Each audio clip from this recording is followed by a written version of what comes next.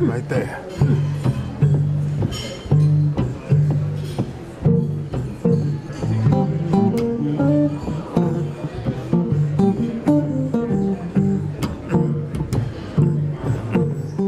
This is what you're going to be humming when you leave tonight. What'll dance in your head as you drive home and turn down the sheets as your mind sifts through the story of the evening. The song is Comin' Home Baby, and it sprang from the imagination of a young man from Middle Tennessee. My mother back then was trying to get me not to play, to be a musician. She wanted me to have a more secure job, like working at the post office, working for the railroad, that kind of a thing. But I stuck to my guns. Georgia, Georgia. In all other things, you can be sure that Ben and his twin brother Reuben listened to Mama. But on jazz, he was immovable.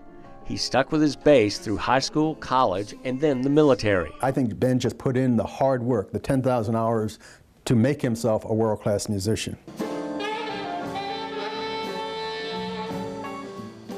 I was in the Air Force, and I was stationed in Victorville, California, and I used to go into Hollywood. I ran into a great saxophonist by the name of Warren Marsh, and finally they let me sit in, and Warren heard me play one day and asked me to join his group. A little success emboldened Tucker. He moved to Chicago and then decided to take a bite out of the Big Apple. But he went right out and started working, and he was a hustler from the beginning, and I mean that in the best sense of the word. He was always hustling and worked extremely hard to put himself in situations where he could keep a paycheck coming in. New York was tough. I don't want to go through that again, but they're talking about hard times. I had some hard times in New York City, not knowing anyone, staying in little flea bags and all kinds of stuff, trying to make things happen. One good thing came out of all that hardship in New York, though. Gloria Tucker, who had been trying to find Ben an apartment over the phone but had never met him. I think that's what I played. My One and Only Love was the song he played when he first set eyes on her. I invited her to come to the Hickory House to be my guest, to show my appreciation for her. She came in to the Hickory House. She had another lady, and I knew it was her when she walked through the front door. It was all over except the shouting. With Gloria at his side and shoe leather on the street, Ben eventually knocked on enough doors to break into the jazz big time. I was hungry and I needed a job, so I got on the subway and went to the Hickory House and walked in and sat down and said to Marion McPartland, I said, can I play? She says, who are you? I says, my name is Ben Tucker. I'm from California. I just moved in. Well, I never heard of you. So she asked the bass player, have you heard of Ben Tucker before? He says, no. He said, he wants to play. Can he play your bass? I want to see what this guy sounds like. I said, great. I said, all I want to play is one tune. She said, that's all I'm going to let you play is one tune. I got on the bandstand with Mary McPartland, and I played one tune, and she turned it around. She said, I like that. I said, oh, yeah, okay. As I went to lay the bass down because the tune was over, she said, no, play one more, will you? And she called up another tune for me to play. And I went to lay the bass down again. She said, no, play one more. And I stayed up there for the whole set. And that's an hour and 15 minutes, man. I said, cool. I laid the bass down after the hour and 15 minutes. And I told her, I said, look, if you ever need me, here's my number, call me, please, you know. And she says, oh, I will. And when I got home, the phone rang. And this is like 2 o'clock in the morning. This is Ben Tucker.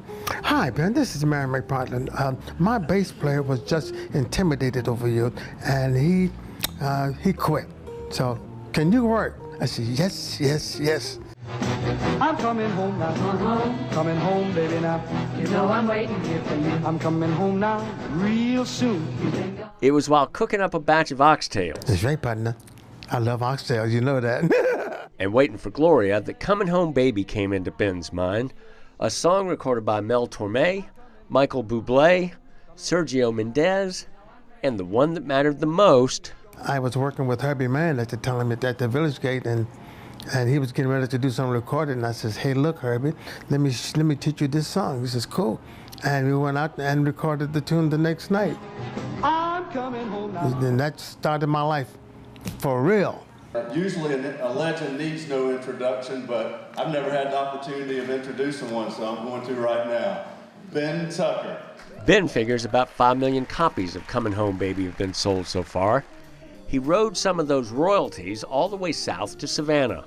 I wanted to get into communications. I wanted to get into dealing with African American people. I wanted to get into to my people participating in the free enterprise system. And that was my real reason for really coming to Savannah and buying WSOK radio. Some people even said that Ben Tucker might have been a carpetbagger, warmed over twice, coming down from the north, peddling, messages to relate to the local community to only upset people. Watch 130 WSOK. At WSOK, he shook things up, bringing a professional presence and a business sense to an enterprise that had lacked structure. That's the reason why we were so proud, because he was the first African American to own a station, and that gave us hope that it could be done.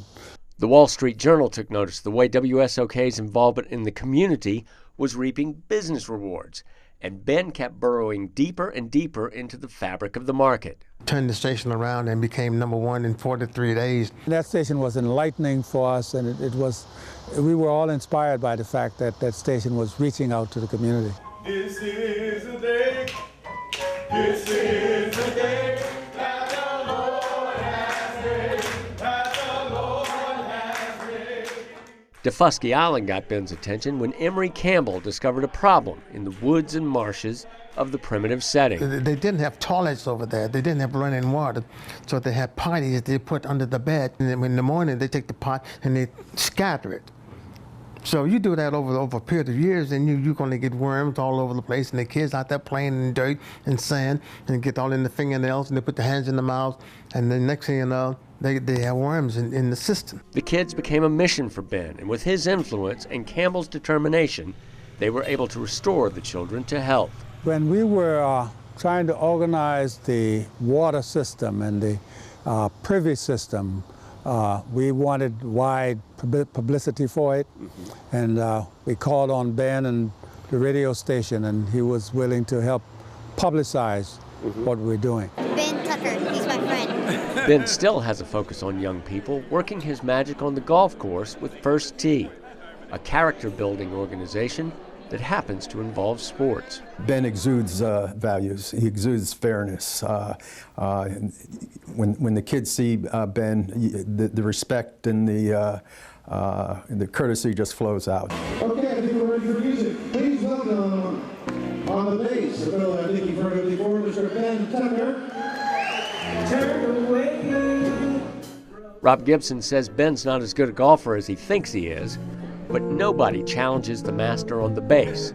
Witness any Sunday morning at the Westin. When you mention the word Ben Tucker to people, particularly outside of the area, you get this kind of twinkle in their eye and they're saying, you really do have a jazz legend. I love him to death. He spent too much time in New York. Musician, businessman, philanthropist.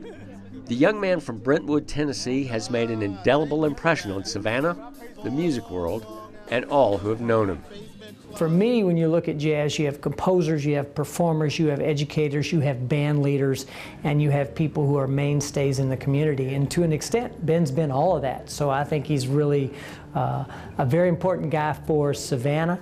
I think he's a tremendous jazz bass player, and I think he's one of those guys that his career will show in the long haul that he never stopped trying to swing. And that's really what jazz is about. Ben is the kind of individual who can do exactly what his music does, and that is to transcend race relations. You'd say talented, you could say, hard work, you can say world famous, but I think more than anything else is the gentle soul that he is. To love, to understand, and appreciate people, and to appreciate your family, and to love your family, and stick with your family. Just stick, just hang through hard times and good times. And the good times will outweigh the bad times if you can just hang in there and be cool. Be cool.